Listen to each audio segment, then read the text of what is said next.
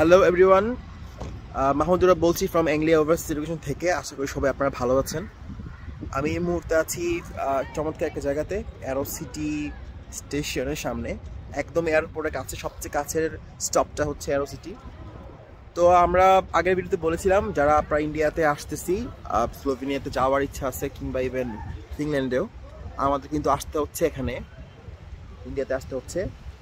এবং ফর স্লোভেনিয়ার জন্য আপনাকে কমপক্ষে 2 বার ভিজিট করতে হচ্ছে ইন্ডিয়া। তো তো আমাদেরকে কিছু চিন্তা করতে হবে, এমনভাবে যে আমরা যেন খরচটা সেভ করতে পারি। তো আজকে যেমন আমি একটা সিম্পল একটা এক্সাম্পল দিই। আমি ডলারকে যখন আমি ভাঙাইলাম, $100 আমি পেয়েছি হচ্ছে 8,200 রুপি। সো এক্ষেত্রে কিন্তু আমার একবার আমি বাংলাদেশ থেকে কনভার্ট করেছি, তারপর আবার এখানে কনভার্ট করেছি। তো এই জন্য আমি একটা সাজেশন দিয়েছিলাম যে আমরা ডুয়াল কারেন্সি ক্রেডিট কার্ড যদি ইউজ করতে পারি, সেখানে আমাদের কিছু খরচ সেভ থাকে।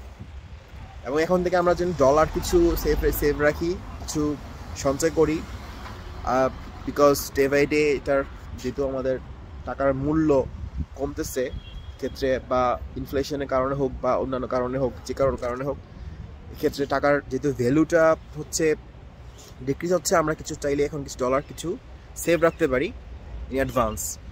তো আরেকটা পরামর্শ ছিল, আমি সবসময় যখন কোনো সিটিতে যাই, আমি হচ্ছে সেখানকার মেট্রো ইউজ করি।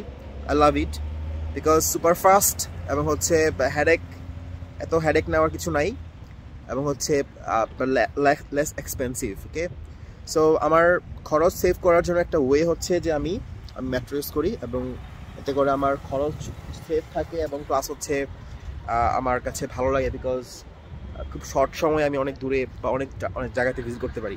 সো এই হচ্ছে একটা কার্ড আমি করে নিচ্ছি, দেখেন যে আমি করে নিচ্ছি কার্ডটা। এই কার্ডটা হচ্ছে লাইক 100 আপনাকে ডিপোজিট করতে হবে, 50 রুপি কিনতে হবে। সো 150 রুপি খরচা করে আপনি এটা কিনতে পারেন, এবং প্রতিবার ট্রানজ্যাকশনে আপনার 10% করে কম লাগবে, এবং যে 100 আমি যে রুপি ডিপোজিট করেছি সেখান থেকে খরচ হবে, এবং প্রতিবার আমি ভিজিট করলে আমার খরচ হবে 10% করে কম।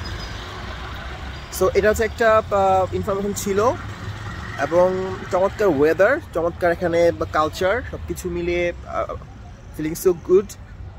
এবং আপনাদের কে বলি যে আরও কিছু গুরুত্বপূর্ণ তথ্য দেওয়ার জন্য আমরা যাচ্ছি এমবেসিতে, দেখা হবে ওখানে গিয়ে কিছু